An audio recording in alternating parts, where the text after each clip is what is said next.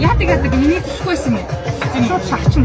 Ямантаа ингэж уудаг юм маа гарчаад авахгүй. Сүүлийн үед найзуудтайгаа уулзна гэж сүрхий гарддаг энэ гараад ууж идэж чадахгүй хүмүүс чинь би биэндээ эрүүл мэндийн зөвлөгөө чи нэмэхгүй байх янз янзын мэдсэн сурсан юм аа ингээл би биэндээ гайхуулаад байж идэг болж тээ. Сүүлийн үед тренд болоод байгаа хошмодны самрыг лимонтой хойлоод уудаг энэ трендийг найзуудаа зааж өглөө. Хоолныхоо өмнө ингээд уучхаар нэг дор хит дэх идгээс сэргийдэг. Мөн дээр нь тосыг дангаар нуухаар нэг бэлбигээд нэг дотор сонирм болдог штэ. Лимон нь араас нь ороод ирэхээр ямар ч тийм мэдрэмж төрүүлдэг юм байна. Самрын тосны давуу талыг надаар хэлүүлэхгүй мэдж байгаа байх уу? Гэдэс дотор арис үүс гэдэг ерөөсөө бүх зүйл сайн. Гэхдээ сүүлийн үед ингэж лимонтой ууж байгаа нь тэнцвэртэй хооллолтод маш эерэг нөлөөтэй байгаа. Жингээ барих гэж авч байгаа нэг ч гэсэн найздаа ойлгуулах юм да. Тийм ээ. Олдох хэсгийг нь лимон дараад Тийм ээ. дараа нь лимон орчтой. Лимон одоо шиг бүгдийг нь очих лимон орчтой байгаа юу ч мэдэхгүй. Шууд очих. Бүгдийг Аа.